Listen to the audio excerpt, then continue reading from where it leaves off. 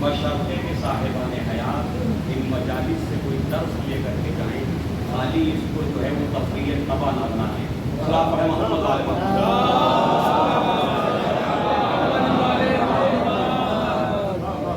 ماشاءاللہ سے اہل شکارپور اور بالخصوص اس بڑی حویلی کہتے ہیں بڑا گھر، بڑے گھر کے افراد جو یہاں زیادہ تشریف لاتے ہیں، میری کتابوں سے دعا ماشاءاللہ 2 سال ہم سب میری کتابوں سے تو واقف ہیں، اور میں نے ہمیشہ یہ کوشش کی ہے کہ ان مجالس کو میسج کا ذریعہ بننا چاہیے، کسی پیغام کا ذریعہ بننا چاہیے۔ یہ مجلسیں رسمی مجلسیں نہ ہوں، بلکہ یہ مجلسیں درس میں تبدیل ہو جائیں۔ جیسا کہ تمام خطباء و ذاکرین اور علماء جب ممبر پہ ہوتے ہیں تو کہتے ہیں کہ یہ یونیورسٹی ہے، कहते हैं ये दर्सगाह है, ये हमारा स्कूल है, ये है ये यूनिवर्सिटी बताते हैं। मुझे इंसाफ से बताइए इस यूनिवर्सिटी में कौन प्रोफेसर है, कौन दानिशमंद है और कौन स्टूडेंट्स हैं कि वो ब्लैक बोर्ड पे खड़ा हुआ समझा रहा हो, कोई रियाजी का फार्मूला बयान कर रहा हो, कोई मैथ का उलझा हुआ मसला समझा रहा हो, कोई ग्रामर इंग्लिश के समझा रहा हो और उसमें कोई नई बात आ जाए तो क्या कभी स्टूडेंट्स जो है वो नीचे से वाकवा करते हैं? एक स्कूल लाइए, एक क्लास लाइए, एक यूनिवर्सिटी, एक कॉलेज लाइए कि जहाँ स्टूडेंट से कहता हूँ हुजूर आपने वो अल्लाह सुभान अल्लाह और वो 4 नारे लगाए थे, कहीं नहीं होता। क्या होता? ऐसा तो कहीं भी नहीं होता जी। और अगर स्टूडेंट ऐसा करने लगे तो उस्ताद कहेगा कि ये मेरी बेइज्जती कर रहे हैं, ऐसे ही होगा नहीं होगा? सही है कि ये मेरी वोटिंग कर रहे हैं। तो अज़ीज़ान गिरामी अगर इनको वाकई दर्स बनाना है तो इसको साइलेंट होकर के सुनने की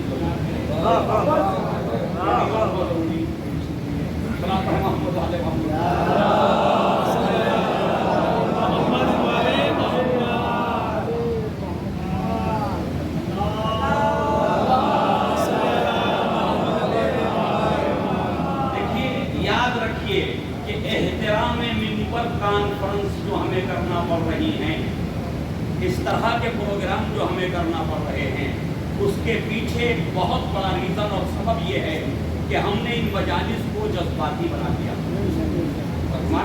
हमने इन मजालिस को जज्बाती बना दिया।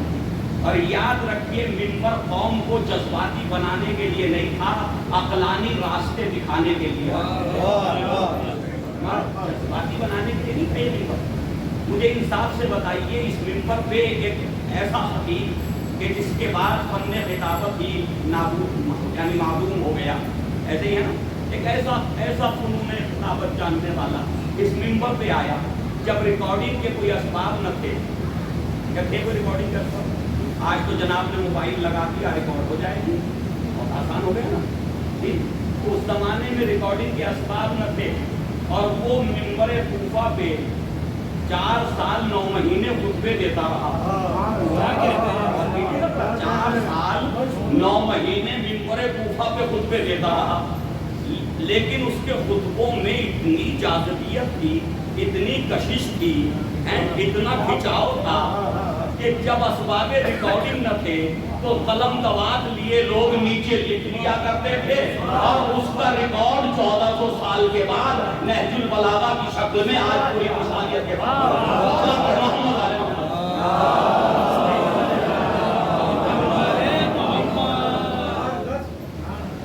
यकीन जानिए रशीद तुराबी अल्लाह मकामहू बहुत अच्छे खतीब थे। नसीर इश्तिहादी अपने ज़माने के बहुत अच्छे खतीब थे। इब्ने हसन नौनहवी अपने ज़माने के अच्छे खतीब थे। उन्होंने खिताबत से वाकिफ थे, सब कुछ था। लेकिन मुझे बताइए इंसाफ से, अगर रिकॉर्डिंग ना होती, टेप रिकॉर्ड ना आया होता तो कौन जानता रशीद तुराबी कौन थे? किसको पता चलता नसीर इश्तिहादी कौन थे? किसे पता चलता इब्ने हसन नौनहवी कौन थे? सही है ना, नहीं पता चलता ना। तो अब ये तो अभी की बातें हैं ना, लेकिन 1400 साल पहले 1400 साल पहले जो मिंबर कूफा पे खुतबे दे रहा था, वहां तकरीरें कर रहा था, तो वहां तो रिकॉर्डिंग न थी। इसका मतलब ये है कि जब कलाम में जाज़बियत होती है तो सामीईन की जिम्मेदारी बनती है कि उस कलाम को जब फर्श अज़ा पे बैठें तो उन नुकात को लिखें और लिख कर के खाली छोड़ न दें, आने वाली नस्लों के लिए उसको ज़ख़ीरा बनाएं। आने वाली नस्लों के लिए उसको ज़ख़ीरा करार दें और जब वो ज़ख़ीरा बन के सामने आए तो खाली वो ज़ख़ीरा ज़बानी ज़ख़ीरा न हो, बल्कि उसमें ये तलाश करें कि इसमें मैदान अमल में कौन सा पॉइंट है कि जो हमें दूसरी कौमों से मुमताज़ कर सकता है, दूसरी कौमों से हमें बेहतर बना सकता है। अगर वो पॉइंट्स निकालते चले जाएं और उसे अमल में लाते चले जाएं तो यकीन जानिए एक ऐसी कौम तश्कील पाएगी, एक ऐसा समाज बनेगा, एक ऐसा मुआशरा तश्कील पाएगा कि दुनिया के सारे समाज उस समाज को आइडियल बना करके अपने समाजों को संवारने की कोशिश करेंगे, बशर्ते कि हम ये छोटा सा काम कर लें। सल्लल्लाहु अलैहि वसल्लम।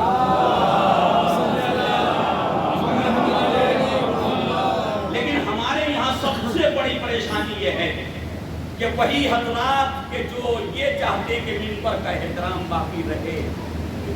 اچھا مجھے انصاف سے بتائیے یہ منبر کا احترام کس نے کھویا؟ سوال تو ہے اپنی جگہ. یہ کون لوگ ہیں جنہوں نے منبر کا احترام کرنا چھوڑ دیا؟ یہ ہیں کون لوگ؟ مومنین میں سے ہیں جی، سامعین ہیں اور شہزا پہ بیٹھنے والے ہیں کہ انہوں نے منبر کا احترام کرنا چھوڑ دیا. تو جب یہ منبر پہ آتے ہی نہیں تو ان سے تعلق کیا ہے احترام منبر اور بد احترامی کا؟ یہ تو نیچے بیٹھتے ہیں، یہ تو منبر پہ آتے ہی نہیں. تو منبر پہ جو آ رہا اسی نے تو احترام کرنا چھوڑ دیا. پتہ نہیں بات پہنچے گی کہ نہیں. بھائی جو منبر پہ آ رہا ہے، منبر پہ بیٹھ رہا اسی نے تو احترام کرنا چھوڑا ہے.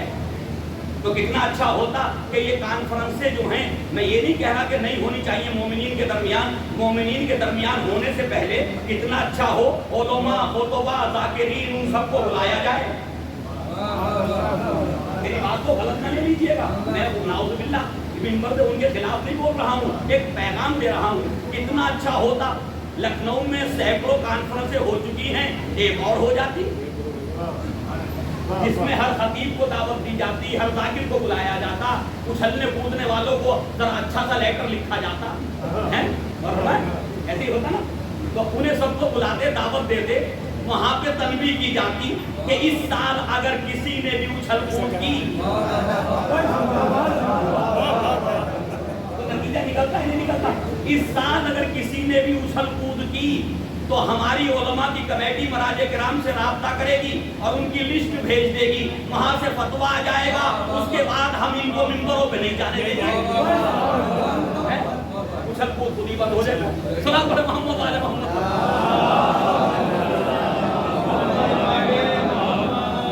خود ہی بند ہو جائے گی. احترامی منبر ہونے لگا. کیوں؟ بد احترامی ہوئی روزی روٹی کے لیے. پتہ نہیں بات پہنچے گی یا نہیں پہنچے. بد احترامی منبر کی ہوئی روزی روٹی کے لیے، لفافے کا وزن بڑھانے کے لیے، اسی لیے ہوئی نا. اچھا آپ ہی حضرات سے میں سوال کرتا ہوں، اگر میں آج کی مجلس ایسی خشک پڑھ دوں، اور کیجیے اپنے نفسوں پہ بھی تھوڑا غور کیجیے گا اور اپنے نفسوں کو بھی چھانٹیے گا کہ حقیقت کیا ہے. اگر میں آج کوئی ایسی علمی مجلس پڑھ دوں، ایسا بیان کروں جس میں واقعہ نہ ہو، نعرے نہ لگے، اگلی مرتبہ بلائیں گے آپ مجھے؟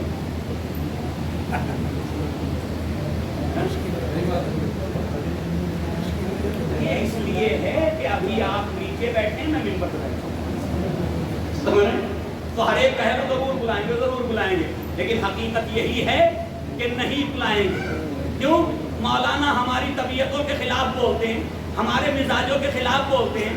ہمارا مزاج تو یہ ہے کہ ہمیں مزہ نہیں آتا جب تک کسی کی غیبت نہ کر لیں. قرآن کا مزاج یہ ہے کہ غیبت کرنے والے کو ایسا سمجھتا جیسے وہ اپنے مردار بھائی کا گوشت اڑا رہا ہو. اور میرا مزاج تو یہ ہے کہ مجھے مزہ نہیں آتا جب تک انجمن میں 2 انجمنیں نہ بنا دوں. میرا مزاج تو یہ ہے مزہ نہیں آتا جب تک جو ہے یہ چرچا نہ ہو جائے. ہم جیسی مجلس وہ کرتے ہیں ایسی پورے ایریے میں نہیں ہوتی. 20 دے اتارتے بریانی کی. اب ان کا چرچا ہر جگہ ہونا چاہیے. جہاں بیٹھتے ہیں پورے سال بس ایک ہی ذکر، ایک ہی وہ 20 دیگوں کا ذکر. ایسا لگتا ہے جیسے امام حسین پہ انہوں نے بڑا احسان کر دیا 20 دیگے انہیں بنا کر. ہے نا؟ ہمارے یہاں جیسی مجلس، جیسا تبرک، جیسا ماتم، جیسی انجمن، جیسا وہ کون تم؟ کیا حیثیت ہے تمہارے اس بریانی کی اور قورمے کی؟ کیا حیثیت ہے تمہاری اس کیٹرنگ کی اور کیا حیثیت ہے تمہاری اس انجمن کی اور اس ماتم کی؟ اگر وہ قبول کرنے پہ آئیں تو سینے پہ کوئی اس طرح سے ہاتھ مارے تو قبول کر لیں. خلوص پیدا ہو جائے تو دل سے نکلی ہوئی ہر آواز اہل بیت تک پہنچ جائے. اور اگر دل میں خلوص ہی نہ ہو، نیت میں خلوص ہی نہ ہو تو شور کرتے رہو، یا حسین یا حسین یا حسین یا حسین، ہوگا کیا؟ تو یہ ساری چیزیں 2 طرفہ ہیں، ایک طرفہ نہیں. ایک فیصلہ آپ کو کرنا پڑے گا، ایک فیصلہ ہمیں کرنا ہے. اگر ہمیں اس احترام منبر کو بچانا ہے اور ان مجلسوں کو واقعاً جو ہے وہ درسگاہ بنانا ہے، ہمیں یہ فیصلہ کرنا ہوگا کہ ہم ان تمام روایات کو جو ہے وہ پڑھنا چھوڑ دیں کہ جو روایات ضعیف ہیں، جو روایات توہین اہل بیت کرتی ہیں، جو روایات احکام اسلامی کو مٹاتی ہیں، ان فضائل کو ہم جو اس فضائل کی روایت کو ضرورت نہیں پڑھنے کی۔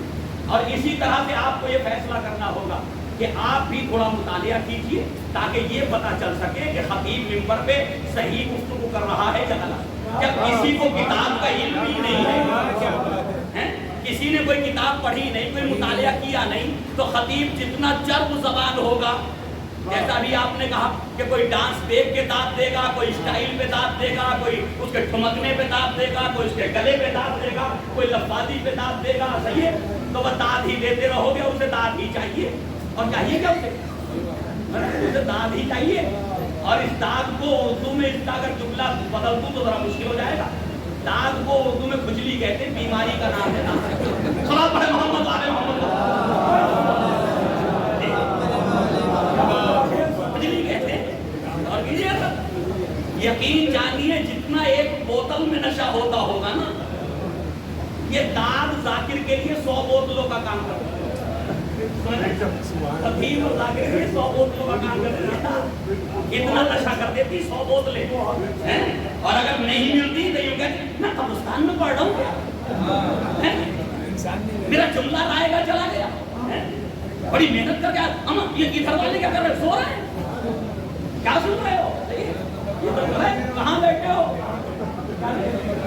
اور پھر جھوٹ ایسے بولتے ممبر پہ آ کر کے کہ خدا کی قسم پورا ہندوستان دیکھ لیا، ہر امام بارگاہ میں مسجد پڑھ لی، شہر شہر گیا، جیسا ہی مولائی مجمع یہاں دیکھا کہیں نہیں،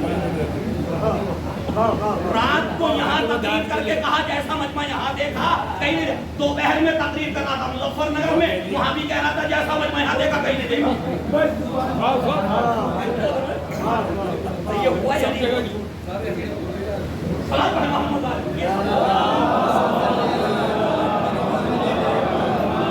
تو یہ سب کچھ ہو رہا ممبروں پہ یا نہیں ہو رہا؟ ہو رہا ہے نا ممبروں پر، جی۔ تو آپ نے اس سلسلے میں کون سا قدم اٹھایا؟ ایک دوسرے سے شکوہ شکایت ہو رہی، بس اس سے زیادہ نہیں۔ بیماری سب بتا رہے ہیں، بیماری سب بتا رہے ہیں کہ ہاں بیماری ہے، اس سے کسی کو انکار نہیں، لیکن دوا کسی کے پاس نہیں،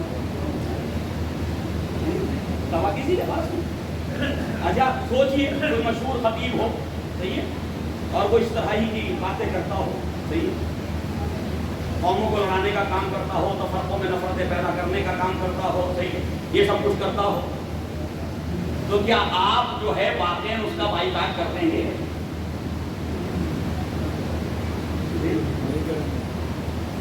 کیا واقعاً آپ اپنے دل سے پوچھ کے بتائیے بائیکاٹ کر دیں گے؟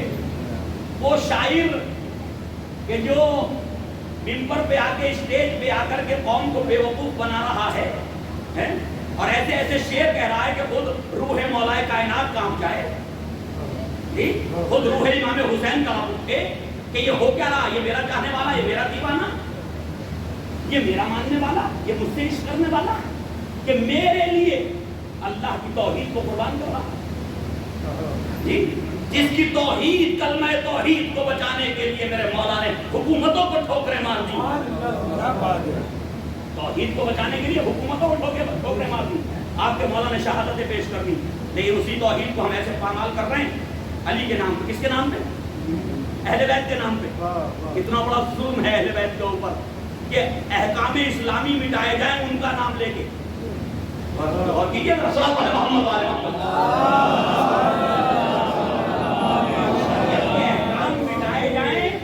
شریعت کے احکام کا مذاق اڑایا جائے، شریعت محمدی کا مذاق اڑایا جائے، اور وہ بھی حضرت علی کے نام پہ، وہ بھی امام حسین کے نام پہ، اہل بیت کے نام پہ، ان کے ذریعے سے، جی بس نصیری کی طرف کان لگے رہتے ہیں، نقل کفر کفر نہ باشا، کفر کو نقل کرنا کفر نہیں ہوتا، صحیح نقل کفر کر رہا ہوں، اور نصیری کی طرف کان لگے رہتے ہیں، وہ خدا کہتا ہے سننے میں مزہ آتا ہے،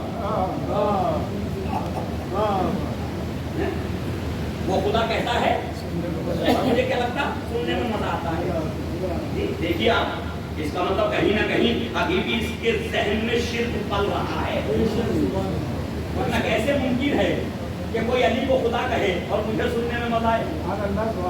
میں کیسا مومن ہوں، میں کیسا مومن ہوں کہ کوئی حضرت علی کو خدا کہے اور میں کہوں یہ خدا کہتا مجھے سننے میں مزہ آئے؟ تو اس کا مطلب ابھی ایمان قلوب میں داخل نہیں ہوا. اگر ایمان داخل ہو جاتا تو یہ وہی کرتا جو حضرت علی نے کیا تھا. حضرت علی علیہ السلام نے جو کیا تھا یہ اس کے ساتھ وہی کرتا، لیکن اس نے وہ نہیں کیا. اس نے تو داد کی اور لفافے کا وزن بڑھا دیا. صلاۃ علی محمد وعلی محمد.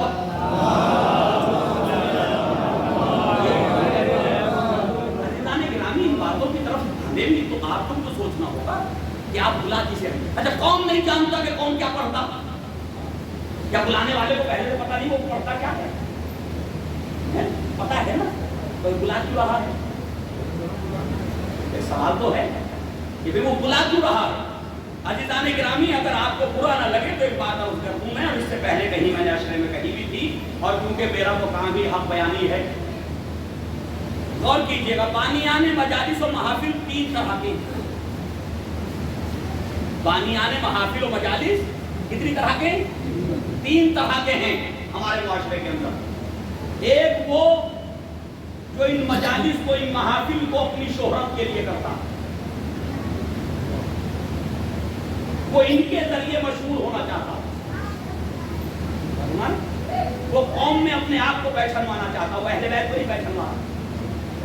اس کا مقصد دین کو پہچانوانا نہیں ہے، اس کا مقصد دین کے ذریعے اپنے آپ کو پہچانوانا. اور فرمایا آپ نے، ایک تو وہ جو شہرت کے لیے کرتے ہیں. اچھا ایسے جو لوگ ہوتے ہیں ان کے پاس سب کچھ ہے، دولت بھی ہے، سرمایہ بھی ہے، سب کچھ ہے، 10-20 لوگ بھی ہیں، صحیح ہے، جو خطیب کی ہر بات پہ جو ہے داد دینے کے لیے، مر مٹنے کے لیے تیار بیٹھے، چاہے جو کہے. جیسا کہ ابھی آپ نے کہا کہ جسے کچھ نہیں آتا وہ گھٹنوں پہ کھڑے ہو کے داد دیتا. ٹھیک، جس نے کتاب نہیں پڑھی، کسی مدرسے میں نہیں گیا، کسی جو اردو ادب سے ناواقف ہے، جسے یہی پتا نہیں کہ اردو میں یہ لفظ کس معنی میں استعمال ہوتا ہے، یہاں اس مصرے میں صحیح استعمال ہوا یا غلط استعمال ہوا، اسے یہ بھی نہیں معلوم. بس وہ یہ دیکھ رہا کہ فلاں صاحب داد دے رہے ہیں یا نہیں دے رہے. اگر فلاں صاحب داد دے رہے ہیں تو بس یہ سند ہے اس کے لیے کہ شعر اچھا ہی ہوگا. صلاۃ علی محمد علیہ محمد.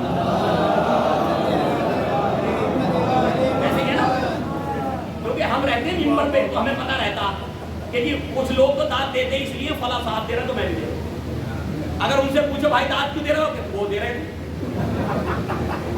وہ وہاں کر رہے تھے. صلاۃ علی محمد علیہ محمد. تو اب یہ جو شہرت کے لیے ذکر محمد و آل محمد کو استعمال کر رہے ہیں، ایک تو یہ بہت بڑی پریشانی ہے. ایسے افراد کے پاس سرمایہ ہے، دولت ہے، سب کچھ ہے، اسباب ہیں، تو وہ بہت آسانی کے ساتھ یہ کام کر لیتے ہیں. صحیح، اور ان کے ہم خیال خطبہ و ذاکرین مل جاتے ہیں، ان کو مل جاتے ہیں، ایسے لوگ مل جاتے ہیں. اور آج ایک بات آئی اس کو ذرا عرض کر دوں کہ جی یاد رکھیے، اس دنیا میں ہر انسان بکاؤ ہے، ہر چیز بکاؤ ہے، ہر چیز بکاؤ ہے، بشرطے کہ اسے قیمت مناسب مل جائے.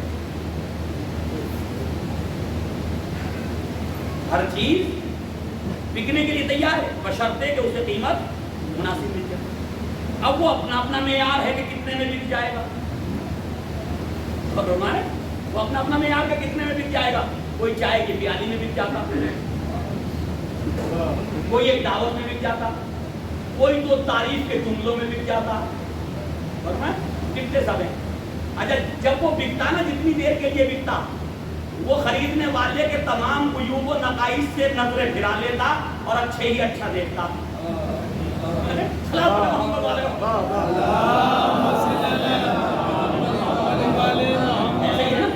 اب وہ سارے عیوب و نقائص جتنے بھی، اس سے بڑا کوئی گناہگار نہیں، لیکن اس سے بڑا کوئی نیک نہیں جو چائے پلا رہا. اس کی نظر میں اس سے بڑا کوئی نیک نہیں وہ چائے پلا رہا، اس کو پلا رہا. تو جب تک چائے پی رہا ہے تب تک تو سارے عیب بھول گیا. کر رہے ہیں سارے عیب بھول گیا. تو ایک چائے پلانے کا اثر اگر یہ ہو سکتا ہے تو کبھی اسی چائے پینے والے نے جو ضمیر کو بیچ رہا، اس نے یہ بھی سوچا کہ اس نے چائے دی ہے اللہ کی بنائی ہوئی چیزوں کو ترکیب بنا کر کے. اگر اس نے یہ پانی پیدا نہ کیا ہوتا تو یہ چائے بنتی کہاں سے؟ اگر اس نے یہ جو ہے چائے کی پتی کو خلق نہ کیا ہوتا تو چائے بناتا کون؟ اس نے زمین میں گیس نہ بنایا ہوتا تو یہ چائے بنتی کیسے؟ اور کیجیے اگر انسان کو طاقت نہ دے کے بھیجا ہوتا تو یہ چائے بنانے والا بناتا کیسے؟ تو اسے یہ چائے تو نظر آئی، اس پہ بک گیا، لیکن اس نے خدا کی قدرت کو نہیں دیکھا۔ اگر وہ اس پانی پہ غور کر لیتا کہ اگر یہ پانی ہی وجود میں نہ آتا تو خدا کی قسم یہ چائے پلانے والے کا مدعی ہونے کے بجائے اس چائے پینے کے بعد اللہ کا مدعی ہو جاتا۔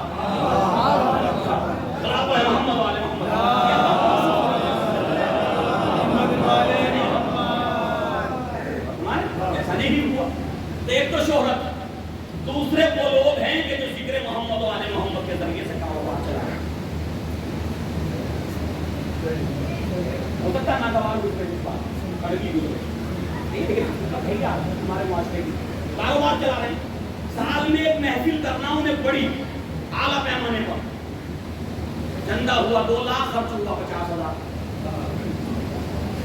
اس سے بڑا کوئی کاروبار ہو گیا کہ مولائی کے مولائی بھی رہے، پیسانے بھی گئے اور کمائی کی کمائی ہو گئی۔ اور کیا چاہیے بھائی؟ ہے ایسا یا نہیں ہے؟ کبھی سوچئے وہ انجمنیں بھائی حساب کیوں نہیں دینا چاہتے ہیں؟ چندہ تو کرتی بھائی، وہ صاحب حساب کیوں نہیں دینا چاہتے قوم کو؟ چندہ تو کیا نا آپ نے، تو اس محفل کے بعد حساب بھی دے دو، خرچ کتنا ہوا ہے۔ اب وہ حساب اسی لیے دینا چاہتے، ان کا ہدف کچھ اور ہے۔ تو یہ لوگ ہیں، صحیح ہے، ایسے لوگ بھی ہیں معاشرے کے اندر۔ اب وہ نواب بنے پھر رہے ہیں، کوئی کام نہیں کرتے، سال میں ایک مجلس کراتے ہیں آپ کے چندے سے، ایک محفل کراتے ہیں آپ کے چندے سے، اور پھر انہیں کچھ کرنے کی ضرورت نہیں ہے، تم کماتے رہو پورے سال، وہ تو اگلے سال ایک محفل کرانے کے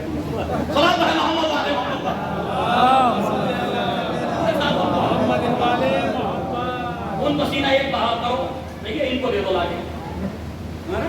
تو یہ کاروبار چلتا ہے۔ اب تیسرے رہ گئے بیچارے وہ کہ جو مخلص ہیں، اور کیجیے ذرا جو مخلص ہیں، ایسا نہیں کہ مخلص نہیں ہیں، مخلص بھی ہیں، ٹھیک ہے نا، لیکن ان مخلصین کی تعداد بڑی کم ہے، ان کی تعداد کم ہے۔ اگر جو مخلصین ہیں ان بیچاروں پہ اسباب بھی نہیں ہیں، خلوص تو ہے، اسباب نہیں ہے، تو ان کے پاس ایسے اسباب بھی نہیں ہیں کہ جو خلوص کے ساتھ ساتھ وہ دین کو آگے بڑھا سکیں۔ اپنی حد تک بیچارے کوشش کرتے ہیں، تو کتنا اچھا ہو کہ جو مخلصین ہیں انہی کے ساتھ قوم کھڑی ہو جائے، انہی کے ساتھ قوم کھڑی ہو جائے، اور خود بھی مخلص بنے انسان اور دوسرے کو بھی اہل بیت کی بارگاہ میں مخلص بنائے۔ تو ایک تبدیلی آئے گی یا نہیں آئے گی؟ عزیزان گرامی، یہ بانیان مجالس و محافل کی احامت ہے آج ہمارے درمیان، لہذا اسی کی وجہ سے بد احترامی ہوتی ممبر کی، اسی کی وجہ سے غلط بیانی ہوتی، اسی کی وجہ سے جھوٹ سچ بولا جاتا ممبر کے اوپر، جس کی وجہ سے یہ کانفرنس سے احترام ممبر کے لیے ہمیں کرنی پڑ رہی ہے۔ صلاۃ علی محمد وعلی محمد۔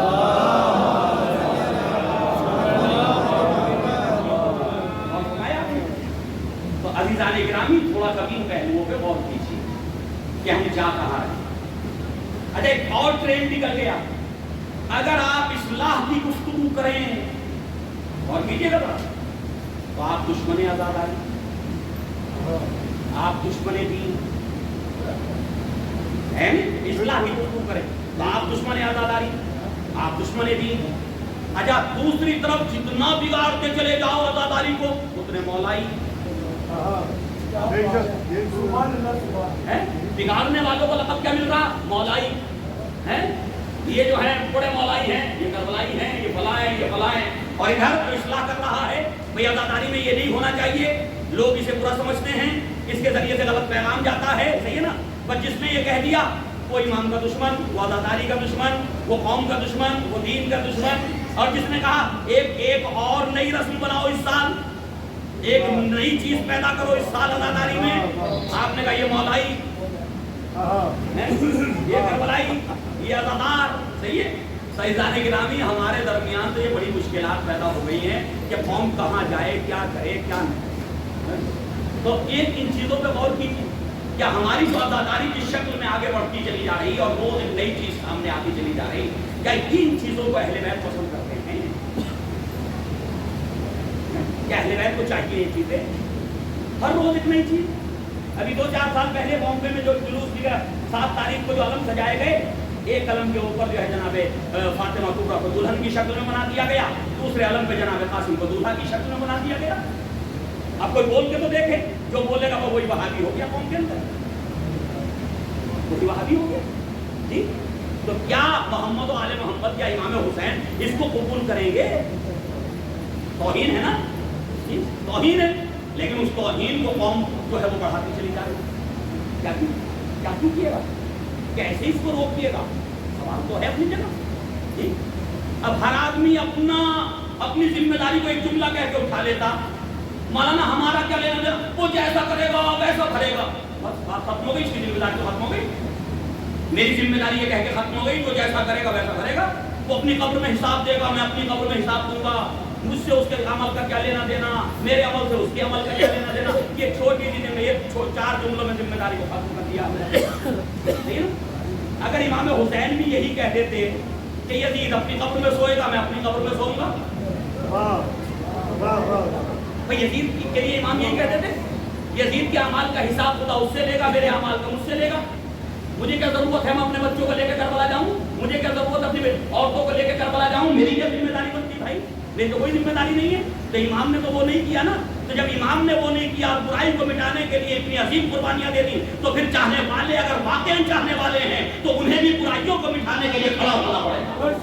खड़ा पड़े मोहम्मद वाले मोहम्मद,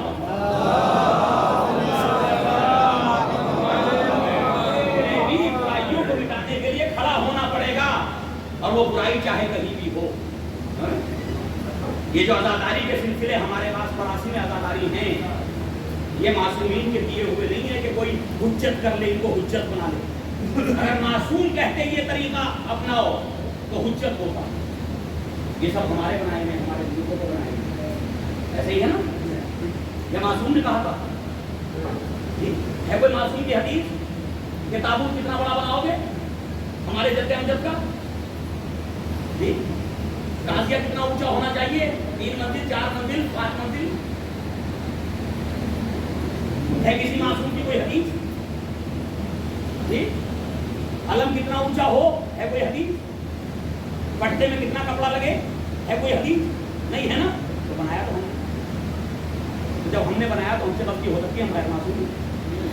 और गैर मासूम होने के साथ साथ मौलाई होने का और अदादार होने का सबसे अच्छा तो यही होना चाहिए था, गलती हो जाए, गलत नजर आए तो उसको सुधार लिया जाए।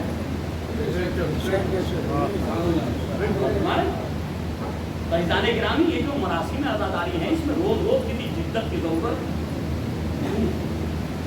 इस तरफ हमें तवज्जो करने की जरूरत है कि हम किस तरफ दौड़े चले जा रहे हैं, किस तरफ भागे चले जा रहे हैं, क्या कर रहे हैं। एक बार सब मिलकर सवाल पढ़ने मोहम्मद वाले।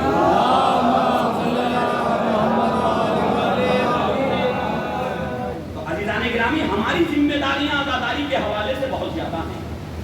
उलमा की जिम्मेदारियां, खतबा की जिम्मेदारियां हैं, और सामीन की भी जिम्मेदारियां हैं कि सामीन जो है वो अपनी जिम्मेदारी से ये कह के नहीं बच सकते कि हम क्या करें, ये खतीब ऐसे ही पढ़ा, हम क्या कर सकते हैं।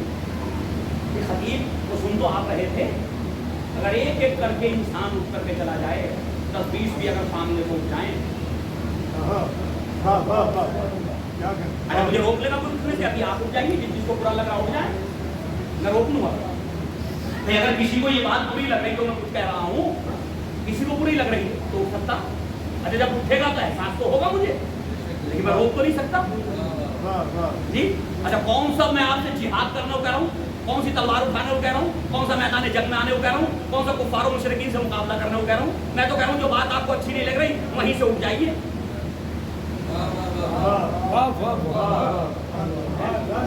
सिर्फ इतना सा काम करना, वहां से उठ जाइए। उठने से कोई नहीं रोक सकता आपको, मजमा भी नहीं रोक सकता और खतीब भी नहीं रोक सकता। एक पैगाम मिल जाएगा आपके खड़े होने और चले जाने से। और दीजिए जरा कि भाई मजलिस जो है वो बर्बाद हो गई मेरी किताबत के एतबार से, लिहाजा अब मुझे कोई ऐसी गुफ्तगू नहीं करनी चाहिए, मोमिनीन समझदार हो चुके हैं, इतना तो पैगाम जाएगा। सही है, तो ये हम कर सकते हैं। लेकिन अज़ीज़ान गिरामी, वो करे कौन, वो तो बताइए ना कि वो करे कौन। रोज की एक मीटिंग है कि बिल्ली जो है वो चूहों की दुश्मन है, रोज एक मीटिंग हो रही। अरे ये बिल्ली, भैया ये तो सबको पता बिल्ली चूहे की दुश्मन है, ठीक है ना, कौन नहीं जानता। ये बात बताने की जरूरत है क्या یعنی وہ بحث یہ نہیں ہے بحث ہے گھنٹی کون باندھے. روز میٹنگ کرتے ہیں چوہے اور پھر وہ گھنٹی باندھنے کی جب بات آتی کہ بھائی ہماری دشمن اس کا کچھ انتظام کرو، لیکن انتظام کرنے کے وقت پہ وہ سب کے وقت خاموش ہو جاتے ہیں. تو کہیں ہماری حالت ایسی تو نہیں ہو گئی کہ بلی جو ہے وہ ہمارے اوپر مسلط ہو گئی، بلیاں مسلط ہو گئی ہمارے اوپر، ہم سب کچھ چاہ کے بھی کچھ نہیں کر پاتے. صلاۃ پڑھ محمد والے محمد. ایسا ہے بس عزیزان گرامی، اس عزاداری کو ایسا بناؤ، ذرا سنیے غور سے سنیے، اس عزاداری کو ایسا بناؤ، جلوس اٹھے جلوس نکلے تو ایسے انداز میں نکلے کہ دنیا کی جو قوم جس قوم کا کوئی فرد وہاں سے گزر رہا ہو تو یہ کہہ کر کے جائے کہ ایسی منظم قوم ہم نے نہیں دیکھی، ایسی منظم قوم ہم نے نہیں دیکھی، اتنا آپس میں جو ہے ارتباط ہم نے نہیں دیکھا. یہ غم منا رہے ہیں تو یہاں کوئی مسکرانے والا نہ ہو، یہاں کوئی ہنسنے والا نہ ہو، یہاں کوئی اختلاف کرنے والا نہ ہو، یہاں کوئی ماتم کی شکل میں اہل بیت یا عزاداری کا تمسخر کرنے والا نہ ہو کہ بالوں کو جھٹک رہا ہو اور سینے پہ ہاتھ مار رہا ہو. نہیں ہونا چاہیے نا جی. یہاں اسٹائل کی ضرورت نہیں ہے، جس کا جوان بیٹا دنیا سے چلا جائے اس ماں کو رلانے کے لیے کوئی اسٹائل کرنے کی ضرورت نہیں ہے، اس ماں کو فرصت دینے کے لیے کسی بھی طرح کے جو ہے وہ اسٹائل اور طریقے نئے نئے ایجاد کرنے کی ضرورت نہیں ہے. ٹھیک ہے نا؟ ایسا نہیں ہوتا کبھی کہ جن ماں کے سامنے جوان بیٹا یا بچہ مر جائے، اس کی گود کا پالا دنیا سے چلا جائے تو اسے فرصت دینے کے لیے ہم کو اسٹائل دکھائیں، اس کی ضرورت نہیں ہے. عزیزان گرامی، یہ ساری چیزوں پہ ہم آہستہ آہستہ پابندی لگائیں. صحیح، جیسا کہ ابھی آپ نے فرمایا، وہ اپنے نوجوانوں کو اپنے بچوں کو سمجھائیں کہ آج ہم امام حسین علیہ السلام کے غم کو دنیا تک پہنچانے کے لیے آئے. یہ غم جبھی تو دنیا تک پہنچے گا جب میں خود غمگین ہوں گا. میں تو خود غم نہیں منا رہا اور ماتم کے ذریعے دنیا کو چاہتا ہوں یہ دنیا غم منائے، تو کیسے منائے گی؟ میں ماتم میں ہنس رہا ہوں، مسکرا رہا ہوں، ایسا ہوتا ہی نہیں ہوتا. میں اسٹائل دکھا رہا ہوں، میں نوجوانوں کو اکٹھا کر کے جو ایک نیا طریقہ ماتم کا ایجاد کرنے کے اس پہ لگا ہوا ہوں کہ ابھی تک ایسے ہوتا تھا اب ایسے کریں گے ہم ماتم. ٹھیک، ایسا ہو رہا ہے یا نہیں ہو رہا؟ عزیزان گرامی، اہل بیت علیہ السلام کو ہمارے ماتم کے اسٹائل کی ضرورت نہیں ہے، نئے نئے طریقوں کی ضرورت نہیں ہے. اور کیجیے ذرا، اہل بیت تو یہ چاہتے تھے کہ غم کی کیفیتوں کے ساتھ ہماری سیرت ان تک پہنچ جائے. جی بھائی، غم کے ساتھ ہماری سیرت پہنچ جائے. ممکن ہی نہیں ہے کہ جو محبت کرتا ہو اور آنسو بہاتا ہو وہ اہل بیت کی سیرت سے دور رہے، اخلاقی اعتبار سے اہل بیت سے دور رہے، کردار کے اعتبار سے اہل بیت سے دور رہے، سیرت محمد و آل محمد سے دور رہے. یہ ہو ہی نہیں سکتا.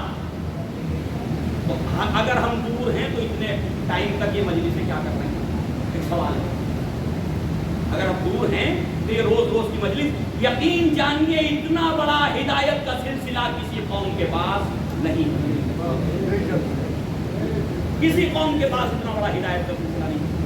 اگر ایک دنیا سے مرد مومن چلا جائے، ایک مومنہ چلی جائے تو کم سے کم سال میں 5 مجلسیں تو اس کے نام سے ہو جاتی. ایسا ہے یا نہیں ہے؟ کم سے کم 5-6 مجلسیں تو اس کے نام سے ہو رہی. اچھا، قوم معاشرہ ہے کہ جہاں ہزاروں میں تعداد ہو، وہاں ہفتے میں 15 دن میں کوئی موت نہ ہوتی ہو.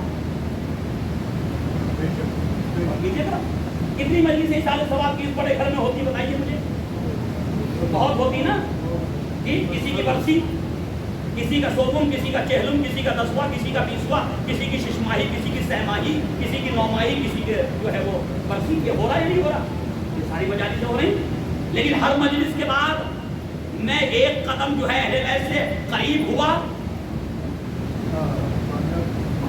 ایک قدم تو قریب ہو جاتا ہے ایک مجلس کے بعد، لیکن میں کل جہاں کھڑا تھا مجلس سے پہلے آج بھی وہی کھڑا ہوں. اخلاق محمد و آل محمد میں سے میرے سیرت میں کوئی اخلاقی گوشہ پیدا نہیں ہوا. کردار محمد و آل محمد میں سے کردار محمد و آل محمد کو میں عمل میں نہیں اتار سکا، سیرت محمد و آل محمد کو میں عمل میں نہیں اتار سکا. تو یہ مجلس قریب کیوں تھی؟ اس کا فائدہ کیا ہوا؟ یہ تو فلسفہ تھا کہ فرش ادا بچھاؤ، ہمارا ذکر کرو، تمہیں پتہ چلے گا کہ ہم کتنے بڑے سخی ہیں۔ جب سخاوت کا پتہ چلے گا تو تم بھی سخی بنو گے، اس کمال کو اپنے اندر پیدا کرنے کی کوشش کرو گے، اور تمہاری سخاوت سے کسی غریب کا بھلا ہوگا، کسی یتیم کا بھلا ہوگا، کسی بیوہ کا بھلا ہوگا، کسی مسکین کا بھلا ہوگا۔ تو اللہ نے اہل بیت کو کمالات اس لیے نہیں دیے تھے کہ وہ کمالات اہل بیت کی ذوات گرامی میں رہ جائیں، بلکہ اہل بیت کو کمالات اس لیے دیے تھے کہ ان سے محبت کرنے والے کمالات کو دیکھتے چلے جائیں، اپنے اندر کمالات کو سمجھتے چلے جائیں۔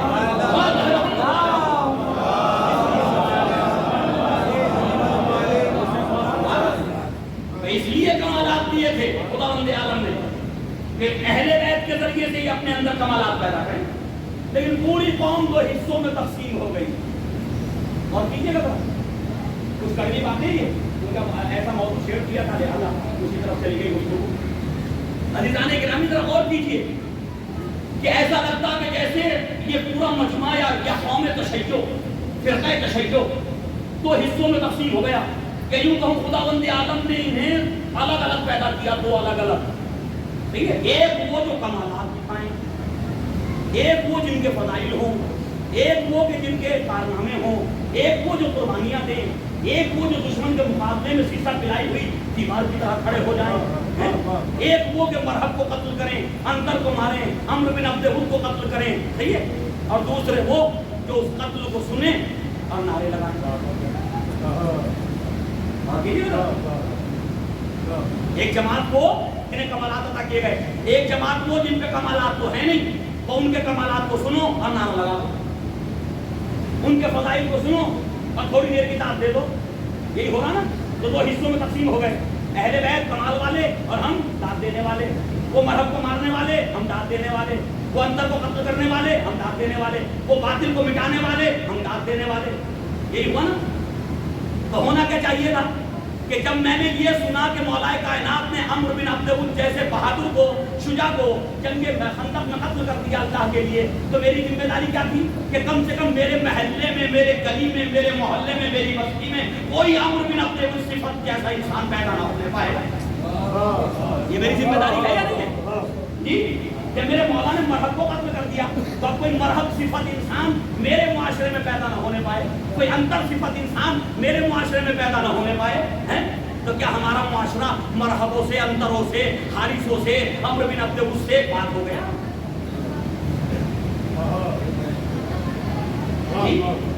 کیا پاک ہو گیا؟ آج یہ گفتگو ہو رہی تھی کہ یزید مٹ گیا، یزید کو مٹا دیا گیا، امام نے مٹا دیا۔ اچھا مان لیتے چلیے وہ یزید مٹ گیا، تو پھر اگر یزید مٹ گیا تو یہ آئی ایس کیا تھے؟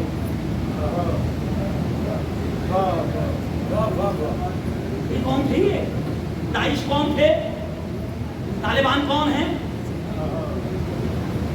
قاعدہ کون ہے؟ لشکر جھنگوی کون ہے؟ یزید تو مٹ گیا، یزید تو مٹ گیا نا، تو یہ کون ہے؟ صدام کون تھا؟ امریکہ میں آنے والا ہر صدر کون ہے؟ وہ تو مٹ گیا۔ یاد رکھیے جو فکر اس دنیا، یزید کسی ذات کا نام نہیں ہے۔ سن 61 ہجری سے پہلے، 10 محرم 61 ہجری سے پہلے یزید کسی کا بیٹا تھا، اس کا کوئی باپ تھا، یزید ایک انسان کا نام تھا۔ سن 61 ہجری کے بعد یزید کسی انسان کا نام نہیں ہے، یزید ایک فکر کا نام ہے، ایک نظریے کا نام ہے۔ اور کیجیے گا، اور امام حسین بھی کسی کے ایک بیٹے تھے نا، ایک ذات تھے۔ سن 61 ہجری سے پہلے کی بات کرو، عاشور کے بعد امام حسین خالی ایک ذات نہیں ہے، ایک نظریہ ہے، ایک فکر ہے، ایک فکر ہے۔ اب ذاتوں کا مسئلہ نہیں ہے، اب فکر کی بحث ہے، اب نظریے کی بحث ہے۔ تو جو یزیدی نظریے کو لے کے آگے بڑھے سمجھ لو یزید ہے۔ جو یزیدی نظریے کو لے کے آگے بڑھے سمجھ لو یزید کا وارث ہے۔ جو حسین کی فکر کو لے کے آگے بڑھے سمجھ لو حسین کا وارث ہے۔ تو بھائی یہ قیامت تک دونوں سلسلے چلتے رہیں گے، یہ مٹنے والی بات نہیں ہے۔ یہ جذباتی تو ہم کہہ دیتے کہ یزید مٹ گیا، یزیدیت مٹ گئی، صحیح نا؟ لیکن حقیقت یہ ہے کہ یہ فکر آج بھی باقی ہے، اور ستم بالائے ستم یہ ہے کہ یہ فکر حسینیوں کے محلوں میں آ جاتی ہے،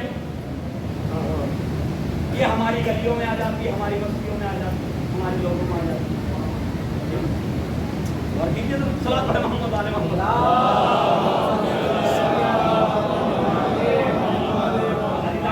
سوچیے ان پہلوؤں پر۔ اسی لیے میرے مولا نے جب ولید ابن عتبہ کے دربار میں پہنچے ہیں، اور تو سنیے گا اس جملے کو، تو میرے مولا نے کیا کہا تھا وہاں جب اس نے کہا بیعت کرو، امیر شام کا انتقال ہو چکا ہے اور یہ خلیفہ ہو گیا، آپ سے بیعت طلب کی ہے، بیعت کرو۔ تو امام نے فرمایا کہ کل مسجد میں جب سب کو بیعت کے لیے بلانا تو مجھے بھی دعوت دینا۔ واقعی ہمارے مولا تو چاہتے ہی تھے کہ مدینے میں مجمع عام میں صحابہ کی اولادوں اور صحابہ کے درمیان اس بات کا اعلان کریں کہ میں یزید کی بیعت نہیں کروں۔ امام نہیں چاہتے، کل مسجد میں جب سب کو جمع کرنا تو مجھے بھی بلانا، پھر وہاں فیصلہ ہوگا، وہاں فیصلہ ہوگا۔ لیکن مروان میں کچھ ایسے خبیث بھی ہوتے، ملعون بھی ہوتے، اور یہ تو وہ تھا جس پہ نبی کریم کی زبان سے لعنتیں ہوئی تھی، اس پہ اور اس کے باپ پہ، حکم پہ اور مروان پہ دسیوں مقام پہ نبی کریم نے لعنت فرمائی اور اسے مدینے سے باہر نکلوا دیا تھا۔ لیکن بنو امیہ کی جب حکومت قائم ہوئی تو اس کو واپس لے لیا گیا، داماد ہونے کی وجہ سے اس کو واپس بلا دیا، بس کافی ہے، میں نے پیسہ پہنچا دیا۔ فیضان گرامی، اس کا مطلب یہ ہے کہ جو ملعون رسول کو جس پہ نبی نے لعنت کی ہو، وہ اگر رشتے داری کی بنیاد پہ اسے واپس بلا لیا جائے اور یہ معیار بن جائے تو پھر یاد رکھیے جو بھی باطل پہ ہوتے ہوئے اپنے رشتے دار کی حمایت کرتا ہے وہ اسی کی اتباع کر رہا ہے جس نے جو ہے ان کو بلا دی۔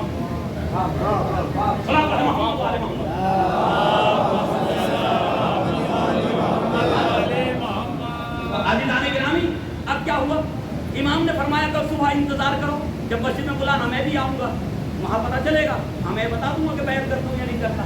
لیکن مروان جو ہے بیٹھا ہوا تھا، اس نے کہا کہ اے ولید، اگر آج حسین ابن علی چلے گئے تو یاد رکھ ان کی ندیاں بہ جائیں گی اور تو ان سے بیعت نہ لے سکے گا۔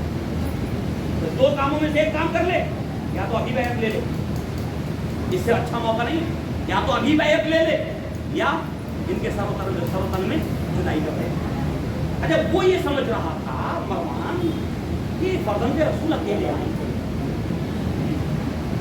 اسے کیا پتا کہ معصوم کی فراست کیا ہوتی ہے؟ معصوم کی فراست کو سمجھنا اتنا آسان نہیں ہے۔ اچھا اگر ساتھ لے آتے تو یہ گفتگو نہ ہوتی، تو تاریخ کو پتا کیسے چلتا کہ وہ کیا چاہتے تھے اور فرزند رسول کیا چاہتے تھے؟ اور کیجیے ذرا صلاۃ پڑھیں محمد والے محمد۔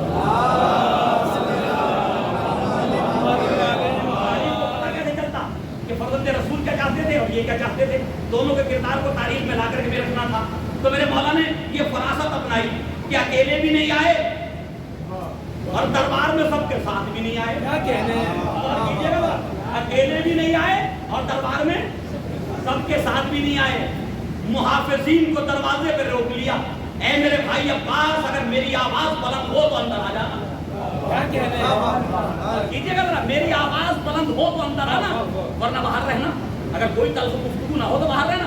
گفتگو بہت نرم لہجے میں ولید ابن عتبہ کے ساتھ ہو رہی تھی، اسی گفتگو کے درمیان لہجہ تلخ ہوا میرے مولا کا۔ جب مروان نے قتل کی بات کی تو امام نے فرمایا تو حدثنی بالقتل، کیا تم مجھے قتل سے ڈراتا ہے؟ اور جملہ سنو گے تاریخ میں سب نے لکھا، سنی شیعہ دونوں نے۔ میں ان سے عرض کر رہا ہوں جو تبرہ کرتے ہیں، کرنا اچھی بات ہے، تبرہ ہمارے ایمان کا جز ہے، لیکن سیکھو معصوم سے کہ تبرہ کیا کیسے جاتا۔ بن مروان کس کا بیٹا تھا؟ حکم کا نا، تو کیا کہتے مولا؟ یبن الحکم نہیں کہا، امام نے کہا یبن الزرقاء،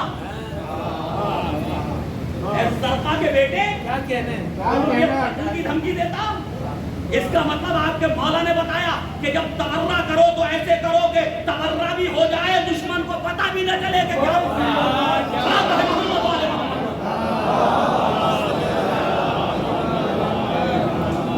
یبن الپروان تھا نا، نہیں کہا میرے مولا یبن الپروان، کیا کہا؟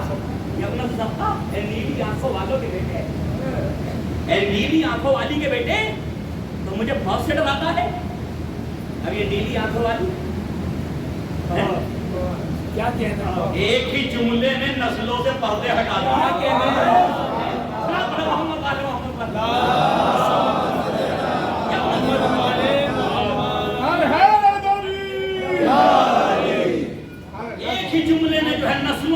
ہٹا دیے.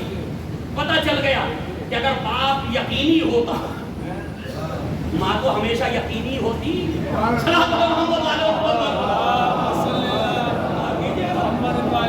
بھائی ہر انسان کی ماں تو یقینی ہوتی لیکن باپ کا یقینی ہونا ضروری ہے. تو اسی لیے میرے مولا نے کیسا اشارہ کیا یا اپنا سرقہ کہ قیامت تک لوگ سنیں کہ جو معصوم کا دشمن ہوتا ہے اس کی نسلوں میں کیا ہوتا ہے. صلوات محمد علیہ. اب سنیے اب امام نے یہاں وہ جملے ارشاد فرمایا خطبہ موجود ہے تاریخ طبری میں بھی ہے تاریخ کامل ابن اثیر میں بھی ہے تاریخ ابو الفدا میں بھی ہے سب میں موجود ہے. جملہ تقریباً سبھی نے لکھا سنی شیعہ دونوں نے. جملے یہ ہیں یا ولید نحنو اہل بیت النبوہ ہم نبوت کے اہل بیت ہیں. ومادن الرسالہ ہم رسالت کے جو ہے مادن ہیں خزانے ہیں. بنا ختم اللہ خداوند عالم نے ان رحمتوں کو ہمارے اوپر ختم کیا نہیں ہمارے نبی حضرت محمد مصطفیٰ کو ہمارے ذریعے سے کائنات شروع ہوئی اور ہمارے آخر پہ آ کر کے جو ہے کائنات ختم ہوئی رحمتیں ختم ہوئی. اور اس کے بعد جو جملہ ہے میرے مولا کا وہ ہے جو اصل جملہ ہے تاریخی جملہ. میرے مولا فرماتے ہیں اور یزید کیا ہے وہ بھی سن لیں کہ یزید شارب الخمر ہے قاتل النفس المحرمہ ہے. وہ شراب پیتا ہے وہ جو ہے وہ مومنوں کو قتل کرنے والا ہے خون بہانے والا ہے. اب یہاں دونوں طرف کے کردار بیان کر دیے. ایک یزید کا کردار کہ یزید کون ہے ایک اپنا کردار کہ ہم کون ہیں. دونوں کردار سامنے آ گئے. اب وہ جملہ تاریخی فرمایا مثلی لا یبایع مثلہ میرے جیسا اس کے جیسے کی بیعت نہیں کر سکتا. میرے جیسا اس کے جیسے کی بیعت نہیں کر سکتا. میں کہوں گا فرزند رسول لڑائی تو یزید اور حسین کے درمیان ہے. یزید تو لڑائی تو ابو سفیان کے پوتے اور نبی کریم ابو طالب کے پوتے کے درمیان ہے. لڑائی تو معاویہ کے بیٹے اور علی کے بیٹے کے درمیان ہے. لڑائی تو ہندا کے بیٹے اور زہرا کے بیٹے کے درمیان ہے. ایسے ہی ہے نا. لیکن یہ آپ کیا کہہ رہے ہیں میرے جیسا تو کہتے تھے کہ حسین یزید کی بیعت نہیں کر سکتا. اور کیجیے گا کیوں میں نے کہا کہ 61 ہجری سے پہلے حسین ایک ذات تھے ایک انسان تھے صرف ایک ذات گرامی تھے. یزید ایک ذات تھا ہے نا. لیکن 61 ہجری کے بعد اب نہ حسین ایک ذات ہے اور نہ یزید ایک ذات ہے. میرے مولا نے دونوں کو دو کرداروں میں تقسیم کر دیا کہ میرے جیسا یزید جیسے کی بیعت نہیں کر سکتا.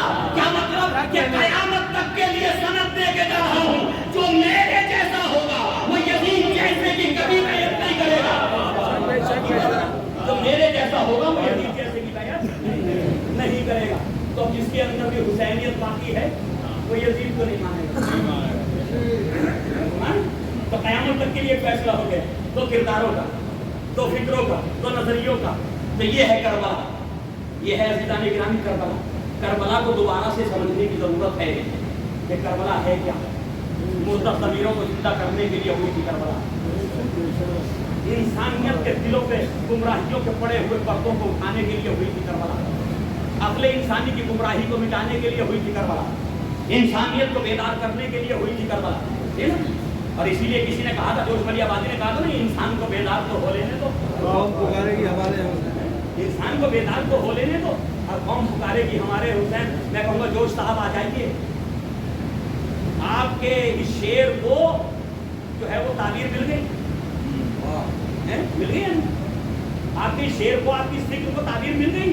آپ کہہ رہے تھے انسان کو بیدار تو ہو لینے دو ہر قوم پکارے گی ہمارے یہاں حسین. آگے دیکھو اب ہر قوم پکار رہی ہمارے یہاں حسین. اب ہر قوم پکار رہی ہے ہمارے ہیں حسین. جو اپنے ہیں وہ تو پکار ہی رہے ہیں جو غیر ہیں وہ بھی سزائیں دے رہے ہیں. ابھی تک ہم نے یہ تو سنا تھا کہ یہ شیعہ انجمن یہ فلاں انجمن یہ جو ہے وہ عارفیوں کی انجمن یہ شیخوں کی انجمن یہ فلاں کی انجمن. لیکن ہم نے بڑے زمانے اب آ کر کے کہیں سنا کہ یہ برہمنوں کی انجمن یہ پنڈتوں کی انجمن ہے. ہمارے ہیں انجمنیں یعنی ان کی بھی انجمنیں ہیں. انہوں نے بھی امام بارگاہ بنا لیے. اس کا مطلب انہوں نے ایک بات کو ثابت کیا کہ ہم مسلمان ہوں یا نہ ہوں خط امام حسین طریقہ امام حسین کے راستے پہ چلنے کے لیے ہم آمادہ ہیں. امام حسین کے راستے پہ چلنے کے لیے ہم آمادہ ہیں چاہے وہ کلمہ پڑھے بغیر ہم چل رہے ہوں. ہے نا. تو میں آپ سے پوچھنا چاہتا ہوں جنہوں نے کلمہ پڑھ لیا انہیں تو بدرجہ اولا امام کے راستے پہ چلنا چاہیے. انہیں تو بدرجہ اولا امام حسین کے راستے کو طے کرنا چاہیے, اسے آگے بڑھانا چاہیے. لیکن عزیزان گرامی یہ جب تک نہیں ہوگا جب تک قوم کے نوجوان, ہمارے بچے, ہمارے بزرگ ایجوکیٹڈ نہیں ہوں. اسلام جاہلوں کا مذہب ہے. اسلام جہالت کے ساتھ سمجھ میں نہیں آ سکتا. اسلام علم کا مذہب ہے, صاحبان علم کا مذہب ہے. اسی لیے آپ کو ہمارے نبی نے فرمایا تھا طلب العلم فریضۃ علی کل مسلم و مسلمہ. علم کا حاصل کرنا ہر مسلمان مرد اور ہر مسلمان عورت کے اوپر واجب ہے. اور یہ کہا تھا کہ اطلب العلم من المہد الی اللحد. علم حاصل کرو کہاں سے حاصل کرو؟ باقی آغوش سے, گہوارے کی منزل سے, صحیح نا, مہد کے معنی گہوارہ بھی ہے. گہوارے کی منزل سے لے کر کے کہاں تک؟ لہر تک. تو کیا ہم نے وہ کیا؟ سوال ہے کیا ہم نے اس پہ عمل کیا؟ اچھا اب لوگ کیا کرتے ہیں, جب بھی یہ حدیثیں سامنے آتی تو ان ساری حدیثوں کو علم دین میں لا کر کے رکھتے تھے. یعنی اس سے مراد علم دین ہے. بھائی دین تو اپنی جگہ ہے ہی, وہ تو محکم ہے, اس میں تو کسی کو دو رائے ہے ہی نہیں. لیکن کہاں ہے اس کے اندر کیا ہے طلب العلم فریضۃ علی کل مسلم, کہاں ہے کہ علم دین کوئی ہے لفظ دین کا؟ ہے کوئی لفظ دین کا یہاں پر؟ نہیں ہے نا. اطلب العلم من المہد الی اللحد, کہاں ہے کہ دین کا علم نہیں ہے. اچھا مجھے انصاف سے بتاؤ, اگر اسلامی حکومت ہو, مسلمانوں کی حکومت ہو, تو وہاں صرف مولوی چاہیے, صرف خطبہ و ذاکرین ہی چاہیے؟ اگر یہ مولوی اور خطبہ ذاکرین ہی رہیں گے اور یہی علم ہے بس, اس کے علاوہ کوئی علم نہیں ہے, دین کے علاوہ اور کوئی علم ہی نہیں ہے, تو اس کا مطلب یہ ہوا کہ کوئی ڈیولپمنٹ, کوئی ترقی اس معاشرے کے اندر تو ہو نہیں سکتی. ایک مکان بنانا وہ عالم بنا دے گا؟ اس مکان کو کتنی مضبوطی ہونی چاہیے, بنیادیں کیسی ہونی چاہیے, اسے 3 منزل لے جانا, 4 منزل لے جانا, تو اس کی بنیاد کیسے رکھی جائے؟ کوئی خطیب بتا دے گا کیسے بنا دو؟ صحیح ہے نا. تو اب وہ کون سا علم چاہیے اس معاشرے کو ڈیولپ کرنے کے لیے؟ اب انجینئرنگ چاہیے. اچھا 10 آدمی بیمار پڑے, لے جاؤ مولانا کو, 2-4 دعائیں پڑھ کے ڈھونڈ دیں گے. سراغ دل میں ہے, یہ دعائیں اوپر سے پڑھے جا رہا ہے. دعا کرو, دعا سے کوئی کسی کو وہ نہیں ہے, دعا مومن کا ہتھیار ہے, لیکن دعا جب کرو جب اس کے اسباب پیدا کر لو. اور کیجیے گا جب اس کے اسباب پیدا کر لو.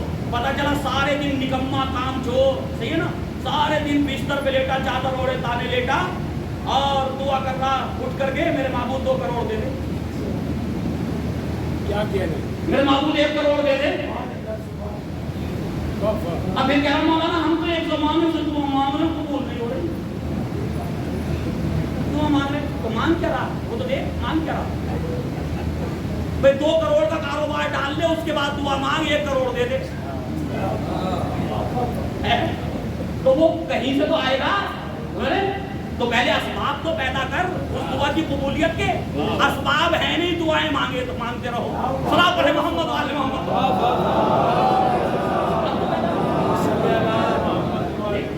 اسباب ہیں نہیں, خالی دعا مانگ رہے ہیں. میرے معبود سارے دشمنان اسلام کو نیست و نابود کر دے, پیچھے سارا مجمع کرو الہی الہی الہی, ہو جائیں گے.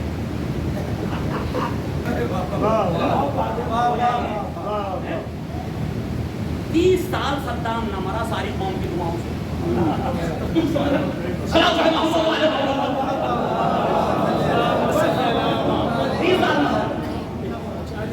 علماء کو قتل کراتا رہا, فقہا کو قتل کراتا رہا, صاحبان علم کو قتل کراتا رہا, پھانسیوں پہ چڑھواتا رہا, اصولیاں دیتا رہا, قید خانے بھر دیے شیعوں سے, اور یہ ساری قوم مسجدوں میں دعائی کرتی رہی.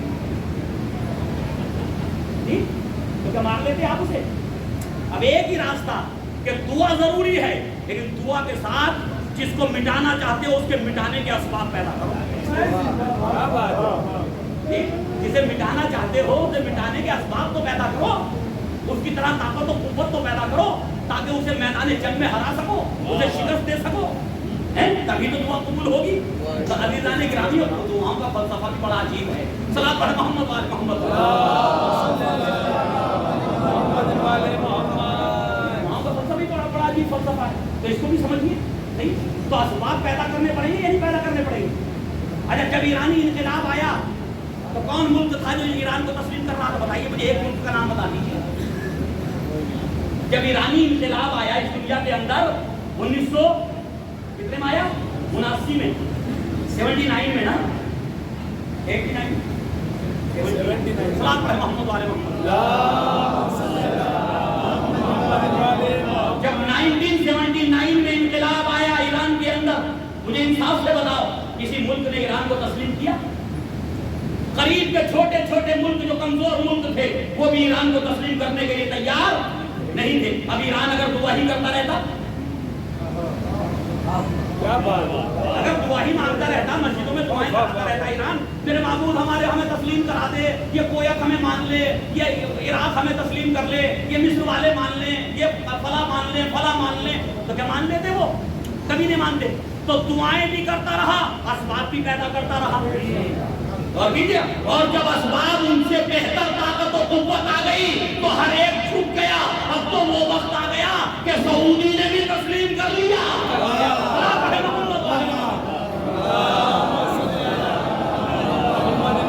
گاؤں میں قبولیت کب پیدا ہوتی؟ جب اسباب دعا اسباب قبولیت کب پیدا ہوتی؟ جب اسباب موجود. صحیح ہے. ساری قوم دعا کر رہی. یہ آج اس زمانے کا قائل ہمارا دشمن ہے, حکومت ہماری دشمن ہے, اس کو مٹا دو, اس کو میرے معبود بھائی جلدی جلدی.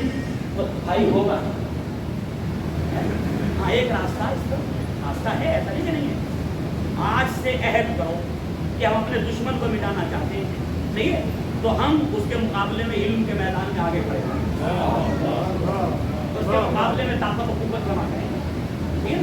اور جب وہ طاقت و قوت اور ایجوکیشن لے کر کے آگے بڑھو گے تو اعلیٰ پوسٹ کے اوپر جب آپ کے ادھیکاری ہوں گے تو یاد رکھو 1000 تلواروں اور لاٹھیوں سے وہ کام نہیں ہوتا جو ایک قلم کی نوک کر لیتی ہے.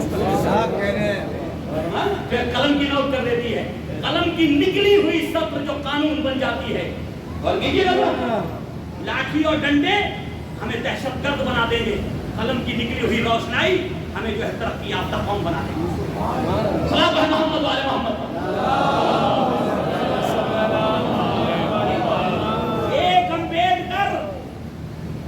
ایک امبیڈکر سارے اندھ بھکتوں کے لیے کافی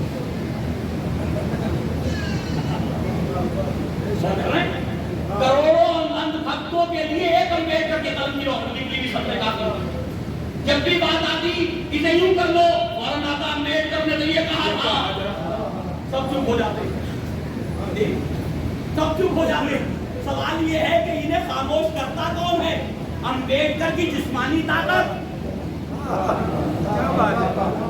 یا امبیڈکر کی تعلیمی طاقت, علمی طاقت.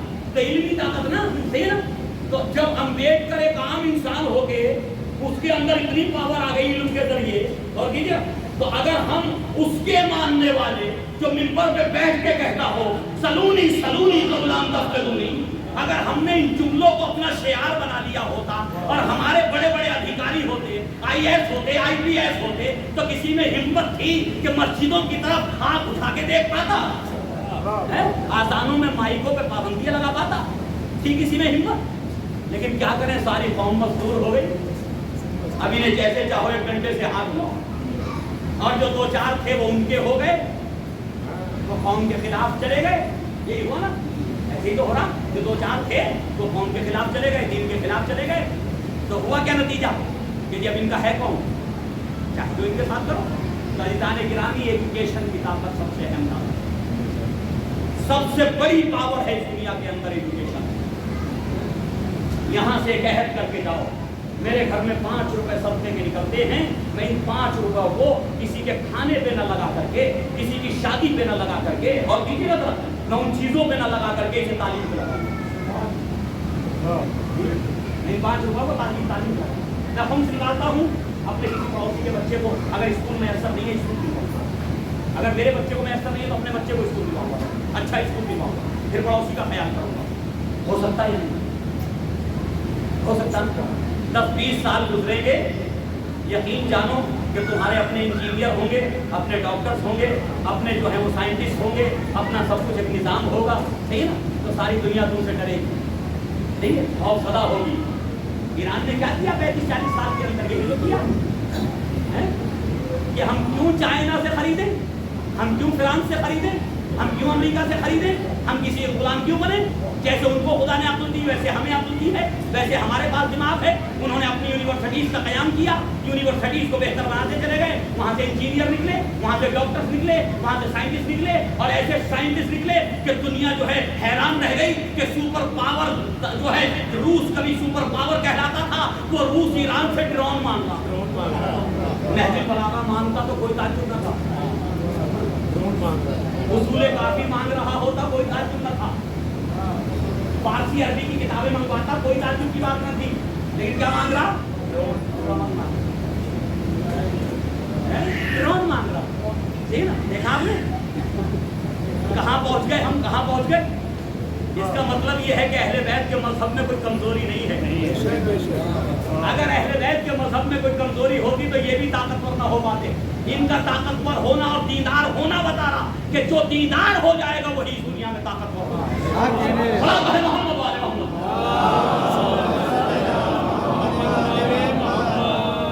दो लॉबियां थी, एक रशिया दूसरे अमेरिका।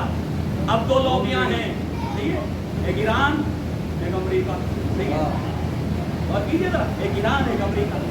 ऐसी पनडुब्बियां बनाई कि अभी तो अमेरिका को वहाँ पहुँचे ही ना।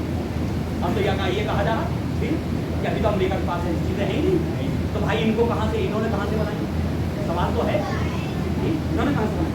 इसका मतलब ये है कि मोहम्मद वाले मोहम्मद की सीरत को फॉलो, उसे मैदान अमल में लेकर के करप्शन को अपने अंदर से दूर किया, रिश्वतखोरी को दूर किया, सही है, अपने बच्चों का ख्याल रखा, उन्हें पढ़ा लिखा करके जो है वो साइंटिस्ट बनाया, उनको इंजीनियर बनाया, उनको डॉक्टर बनाया, ताकि हमारे मुआशरे को बाहर से डॉक्टर न लाने पड़े, इंजीनियर न लाने पड़े, साइंटिस्ट न लाने पड़े। हर चीज़ बनाने लगा।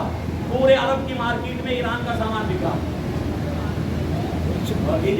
पूरे ईरान की मार्केट में, पूरे अरबों की मार्केट में ईरान का सामान बिक रहा। तो ये कहाँ से हुआ, एजुकेशन की बुनियाद। तो एजुकेशन की तरफ हमें तेज़ी के साथ आगे बढ़ने की ज़रूरत, आपको पता है, तेज़ी के साथ आगे बढ़ने की ज़रूरत है। हर सिटी के अंदर आज हमारी ज़रूरत है हिंदुस्तानी अहले तशय्यो की, कि हर वो सिटी कि जो हब बन गई है एजुकेशन का, उस सिटी में हमारा कॉलेज ना हो, समझ में आता है, यूनिवर्सिटी हम नहीं कायम कर सकते, हमें पता है, ठीक है, कम से कम एक हॉस्टल तो डाल सकते हैं या नहीं, कोई बिल्डिंग तो वहाँ बना सकते हैं जहाँ 50 वो बच्चे हाई स्कूल में जिनके पास टैलेंट है, इंटर में जो बड़े अच्छे कामयाबी से पास हुए हैं, अच्छे नंबरों से पास हुए हैं, उनके पास सलाहियतें हैं, सही है, उनकी सलाहियतें बर्बाद ना जाए गुर्बत की वजह से, इकोनॉमिक परेशानी की वजह से वो सलाहियत बर्बाद ना जाए, वो टैलेंट बर्बाद ना जाए। टैलेंट है हमारे पास, मुश्किल ये है कि इक़्तिसादी हालात नहीं है, इसलिए बच्चे सऊदी चले जाते हैं, दुबई चले जाते हैं, गल्फ चले जाते हैं, इंटर करके, हाई स्कूल करके। कितना अच्छा होता कि कोई उनको मददगार मिल जाता है, कोई उनको मददगार मिल जाता, और वो मददगार भी अपने पैसे से मदद ना करता, वो उनके वही हुकूक दे देता जो खुदा ने अमीरों के ऊपर उन गरीबों के हुकूक रखे थे, वही हुकूक दे देता बस। तो यकीन जानिए आज हमारी कुछ और हालत होती है, खुदा ने कहा आज कहीं और होते हैं, ठीक है। तो इस तरफ तवज्जो कीजिए, ठीक, हम मकतब से बाहर नहीं निकल पा रहे, हम मदरसे से बाहर नहीं निकल पा रहे, ठीक। जब भी कोई बीच में आवाज़ उठेगी, एक मकतब खोल लो, इसके ऊपर नहीं खोल लो, अच्छी बात है, मकतब तो होना चाहिए, दीन सिखाने के लिए होना चाहिए, ठीक है, लेकिन उसके आगे भी कुछ करोगे नहीं, उसके आगे भी कुछ करोगे या नहीं करोगे, सवाल तो ये है। तो आइए हम सब मिल कर के एक मरतबा ये अहद कर लें कि मौला हम आपके किसी भी चाहने वालों को जिसके पास सलाहियत है, टैलेंट है, हम उसको जाहिल नहीं रहने देंगे, उसके टैलेंट को बर्बाद नहीं होने देंगे। हमसे जो हो सकेगा हम उस बच्चे को जो है वो कौम का सरमाया बनाने के लिए उसके ऊपर कुर्बान करेंगे, ठीक। तो ये काम हो सकता है, नहीं हो सकता। अभी गाजियाबाद में सुनिए जरा गौर से, जिन्हें जो है किसी दूसरी बड़ी कौमों ने, बड़ी जातियों ने एक ऐसा टाइटल दे दिया कि जो टाइटल उनके लिए ऐप बन गया। मैं मिंबर से वो जुमले उनके लिए कहना नहीं चाहता, लेकिन चाहता हूँ नाम है उनका, नाम है, वरना इंसानों में ना कोई दलित है और ना कोई पंडित है। और कीजिए जरा, सब आदम की औलाद है, और कीजिए जरा, सब आदम की औलाद है, लेकिन उनको नाम दे दिया दलित। जो गाली बन गया उनके लिए, भाई से तौहीन है, दलित का लफ्ज़ नहीं। तो इदानी गिरामी जब उन्होंने देखा कि भाई बगैर एजुकेशन के इस हिंदुस्तान में हम जिंदगी नहीं गुजार सकते, हमें हमारे नौजवान को घोड़ी पे नहीं चढ़ने दिया जाता, शादी में हमें किसी तरह का कोई फंक्शन नहीं करने दिया जाता, हम अगर इनके कुएं पे चले जाएं तो वहाँ पानी नहीं पीने दिया जाता है, हमसे छूत की बीमारी हमें समझा जाता। तो उन्होंने जब तालीम की तरफ तवज्जो की, उन्होंने फिर हम लेट करके ख्यालात को जिंदा किया, उसके नजरियात को जिंदा किया है। और आज उन्होंने जो गाजियाबाद में 26 लड़कियों के लिए एक हॉस्टल बना दिया कि फ्री ऑफ कॉस्ट आपको सारे खर्चे हम देंगे, आपकी जिम्मेदारी है कि आप कौम के लिए सरमाया बने, IAS बने, IPS बने, ताकि कल तुम्हारे कलम से निकली हुई रोशनाई इस कौम का मुकद्दर बन जाए। तो लिहाजा उन्होंने वो काम किया तो क्या हम नहीं कर सकते? अम्बेडकर के मानने वाले कर सकते तो क्या अली के मानने वाले नहीं कर सकते? क्या इमाम सादिक के मानने वाले नहीं कर सकते? कर सकते हैं ना? कर सकते हैं या नहीं कर सकते? हम भी कर सकते हैं। बशर्त ये है कि हमारे अंदर ये जज्बा पैदा हो जाए, हम ये कहें भाई इस साल हम दिल्ली के अंदर एक कम से कम 50 बच्चों के लिए इंतजाम करेंगे, एक बिल्डिंग ऐसी बनाएंगे जहां 50 करीब बच्चे आकर के तालीम हासिल कर सकें। और वो आप अपने पैसे से न कीजिए, खुम्स के पैसे से कीजिए, ज़कात के पैसे से कीजिए, सदक़ात के पैसे से कीजिए, आगे तो बढ़िए। कब तक शिकायत करते रहेंगे?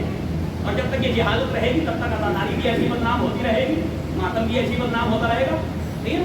और ये आगे भी पैगाम नहीं बढ़ेगा, ये पैगाम हमारे यहाँ रुक करके रह गया। कितना अच्छा होता कि वो मातम करने वाला हल्का कि जो मजदूरों पे मुश्तमिल था, मैं मजदूरों की नाउज़ुबिल्लाह कोई तौहीन नहीं कर रहा हूँ, लेकिन इस दुनिया में अब मजदूरों की कीमत नहीं रह गई, लेबर तबके की कीमत नहीं रह गई दुनिया के अंदर, सही है ना। तो कितना अच्छा होता कि वही लेबर तबका जो बेचारा मातम कर रहा था, जिनके फटे हुए लिबास थे, जिनके जो है चेहरों से पता चल रहा था ये गरीब हैं, अगर वो 1 घंटा डॉक्टर अलम लेके उस बाजार में खड़ा हो जाता,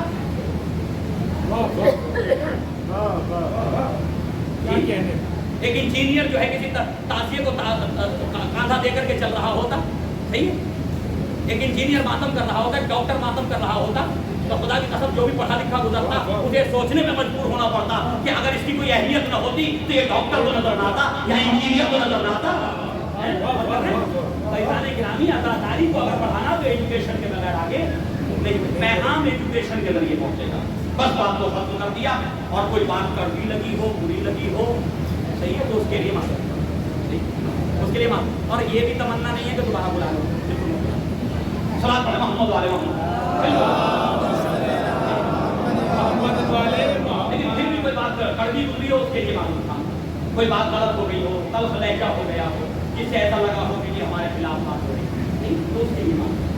अज़ीज़ान गिरामी, हमने भी सिलसिला 2017 में शुरू किया, लेकिन इतने छोटे पैमाने पर है वो सिलसिला आज भी कि जब हम किसी के पास जाते तो पूछता मौलाना आप मकतब चला रहे हैं, बात वही है घूम फिर कर। अभी अज़ान को हमें बहुत बोलना पड़ेगा, ठीक है।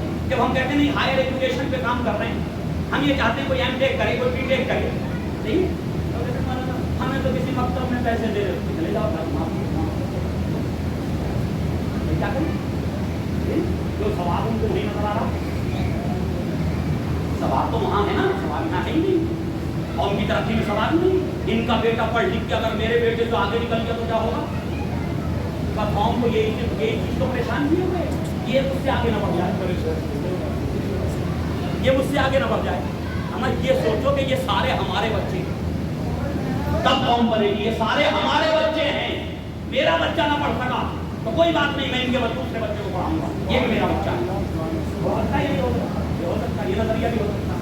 तो हम भी एक सिलसिला छोटा सा लिए हुए और आपसे गुजारिश कर रहे हैं, जो ये मिंबर बन जाइए हमारे साथ और खुद आ जाइए, जिस चीज़ की जरूरत है खुद कर दीजिए। हम चाहते हैं उन बच्चों के लिए खाने का एहतमाम करें, नहीं कर पा रहे, सही है, मिंबर बन जाइए, एक बच्चे की जिम्मेदारी ले लीजिए, खाना हम देंगे, एक बच्चे को पूरे महीने का खर्चा हम देंगे, अपने हाथ से आकर के गल्ला भरवा दीजिए। डर लगता है ना कि मौलवी खा जाएगा, बिल्कुल मत लीजिए, ना किसी मौलवी, अपने हाथ से आकर के भरवा दीजिए, अपने हाथ से आकर के जो सामान चाहिए उनको रहने के लिए करा दीजिए, सही हो सकता है। तो बैग हमारे यहाँ से निकल गए, 3-3, 4-4 लड़कों के, सही है, जिसमें कुछ इंजीनियर बन के निकल गए, कोई B.Tech करके निकल गया, कोई M.Tech करके निकल गया। यहाँ से कुछ लोग हमारे साथ जुड़े हुए भी हैं, हम उनके भी शुक्रगुजार हैं कि उन्होंने जिस काम में कोई भी मदद करने को तैयार नहीं हो रहा था, कम से कम कुछ लोग हमारे साथ जुड़े, इसलिए हम उनके शुक्रगुजार हैं। खुदा आलम की तौफीक नहीं था। बस अज़ीज़ान गिरामी, یہ قوم کی جہالت ہے. اور مولانا موجود ہیں جو ہاسٹل ہی میں رہ رہے ہیں ماشاءاللہ، ساتھ ساتھ دینی تعلیم بھی ہم دے رہے ہیں بچوں کو، تاکہ 3-4 سال ہمیں دے رہا ہے تو دین سیکھ کر کے جائے. جب اپنے آفس میں انجینئر بن کے بیٹھے، کہیں اس کی جاب لگ جائے تو وہ حدیث قریب میں بیٹھے ہوئے کو سمجھا سکے اسلام کا کانسیپٹ کیا ہے. جب اسے خود کو پتہ نہیں اسلام کا کانسیپٹ کیا ہے، ٹھیک ہے سمجھا کر. تبلیغ خانی ممبر پہ رہ گئی، مسجد میں رہ گئی، امام بارگاہ میں رہ گئی. تبلیغ بازار میں تو آئی نہیں، مارکیٹ میں تو آئی نہیں، آفس میں تو آئی نہیں ہے. یہ تبلیغ آفس میں پہنچنی چاہیے تھی نا، مارکیٹ میں جانی چاہیے سیلس مین کے ذریعے سے، تو نہیں ہو سکی. تو ہمارے ساتھ مولانا موجود ہیں، آئے ہیں، اگر کسی کو مدد کرنا ہو تو کر سکتے ہیں. اللہ موجود ہے. بس علی تعالیٰ گرامی، یہ جہالت تھی اس امت مسلمہ کی کہ جس کی بنیاد پہ آج تک ہم 1400 سال سے فرش اعلیٰ بچھا کر کے دنیا کرتے ہیں. پتہ نہیں میں غلط سمجھا، جہالت ہی تو تھی. اگر اہل بیت علیہ الصلوۃ والسلام کی معرفت ان کو حاصل ہو جاتی تو یہ فرش اعلیٰ میں بچھائے ہوتے، یہ ماتم نہ ہو رہا ہوتا، یہ جلوس نہ نکل رہے ہوتے، یہ اداکاری نہ ہوتی. کیوں ہوئی؟ کہ جیسے انہیں معرفت حاصل کرنا چاہیے تھی محمد والے محمد کی اہل بیت رسول کی، ویسے وہ معرفت حاصل کر رہے ہیں. صدر اول میں، صدر اسلام میں نبی کے ساتھ رہنے والے انہوں نے جناب زہرا سلام اللہ علیہ کی معرفت حاصل کی. اور دروازے پہ آ کر کے آگے لکڑیاں جمع کی نہیں کی. چلتا ہوا دروازہ بنت رسول کے پہلو پہ گرا دیا، شہزادی کی پہلو شکستہ ہو گیا، محسن شکمیں فاطمہ زہرا میں شہید کر دیے گئے. یہ سب ہوا ہے نہیں ہوا؟ اور وہ آگ لگا دی گئی. اور پھر وہی ظلم اور آگے بڑھا. میں ہمیشہ کہتا ہوں دعا کرو جیسا دشمن امام حسین کو ملا ہمیں نہ ملے. ایسا جاہل دشمن جیسا امام حسین کے مقابلے میں آیا کسی کے مقابلے میں آیا. جانے گرامی مجھے ایک حساب سے بتاؤ، ادھر 72 تھے، ان میں چھوٹے چھوٹے بچے بھی تھے، ان میں ایسے بزرگ بھی تھے کہ جن کی ہمیں ان کی جو ہے پلکوں بگڑی ہوئی تھی، آنکھوں بگڑی ہوئی تھی، جو قبر خیزہ تھے. ادھر کم سے کم تعداد جو علماء اہل سنت نے لکھی لشکر یزید کی 45,000 تھی. وہاں کھانے پینے کے اسباب ساری چیزیں ایسے شب کا سامان تھا. تو ان سے کیا ڈر تھا کہ پانی بند کیا جائے؟ سوچیے لڑائی میں بیٹھے بھائی ان 72 سے ایسا کون سا خوف تھا کہ ان کے اوپر بچوں کے اوپر پانی بند کر دیا جائے، عورتوں کے اوپر پانی بند کر دیا جائے؟ اچھا چلیے یہاں تک سمجھ میں آتا کہ عباس موجود ہیں، یہاں سمجھ میں آتا جناب ابی اکبر موجود ہیں، یہاں سمجھ میں آتا علی کے بیٹے موجود ہیں، علی کے پوتے موجود ہیں، جعفر طیار کے پوتے موجود ہیں. صحیح ہے نا؟ لیکن جناب عباس کی شہادت کے بعد، جناب علی اکبر کے قتل کے بعد اب کیا لوگ تھی کہ بیویوں کے سروں سے چادریں چھینی جائیں؟ اگر یہ چادروں میں رہتی، پردے میں رہتی تو کیا کوئی تلواریں اٹھا کر کے میدان میں آ جاتی؟ سوچیے آپ. اگر ان بچوں کو پانی مل جاتا، انہیں تو کھانا مل جاتا، جنہیں اسیر کیا گیا، تو کیا یہ بچے جنگ لڑنے لگتے؟ کیا اس فوج کے مقابل میں آ جاتے؟ اس کا مطلب یہ جہالت تھی دشمن کی، یہ دشمن کی جہالت تھی. لیکن مجھ سے کہا گیا ہے کہ میں امام حسین کے رخصت کا بیان کروں. بس عزیزان گرامی، آپ کے میرے مولا ان جاہلوں کے مقابلے میں 10 خطبے دے دیے کربلا کے میدان میں، لیکن کسی کی سمجھ میں کوئی بات نہ آئی. جب کوئی بات نہ آئی تو آخری خطبے میں جملہ کہا کہ مجھے معلوم ہے کہ معصوم کی آواز بھی، معصوم کی نصیحت بھی تمہارے دلوں پہ اثر نہیں کرتی. تمہارے دل سیاہ ہو چکے، کالے ہو چکے ہیں، تمہارے دل سیاہ ہو چکے، کالے ہو چکے، گمراہ ہو چکے ہیں. کیوں؟ تمہارے شکم جو ہیں وہ مال حرام سے بھرے ہوئے. لہٰذا معصوم کی بات میں تم کیا کرتے؟ اور یہ خطبہ دینے کے بعد جو واپس آئے ہیں تو ایک مرتبہ در خیمہ پہ آئے. آنے کے بعد کہا یا زینب، یا ام کلثوم، یا رباب، یا اے اماں فضہ علیکم السلام، آپ سب پر میرا سلام ہو. اور جیسے امام نے سلام آخر کیا، علی کی بیٹی زینب کبریٰ شہزادی دبک گئی. ایک مرتبہ میرے ماں جائے، کیا آپ بھی مرنے کے لیے جانا چاہتے ہیں؟ کیا آپ بھی مقتل میں جانا چاہتے ہیں؟ اے میرے ماں جائے، یہ بیویاں منتظر ہیں، آپ ان بیویوں کو الوداع کہہ دیجیے، خدا حافظ کہہ دیجیے. ہاں جی، تو بیویوں نے حلقہ بنا لیا. ایک مرتبہ فرزند رسول بیویوں کے حلقے کے درمیان آ گئے. اب ایک مرتبہ آگے بڑھتے ہیں، کسی بیوی کے قریب پہنچتے ہیں. اے میری ماں جائی الوداع، اے میری ماں جائی خدا حافظ، اے بہن ام کلثوم خدا حافظ. سر جھکائے ہوئے ہیں. رباب خدا حافظ، کبریٰ خدا حافظ، سبینہ خدا حافظ، رقیہ خدا حافظ. ایک بیوی کو خدا حافظ کہتے جاتے ہیں. سر ایمان میں جھکا ہوا ہے.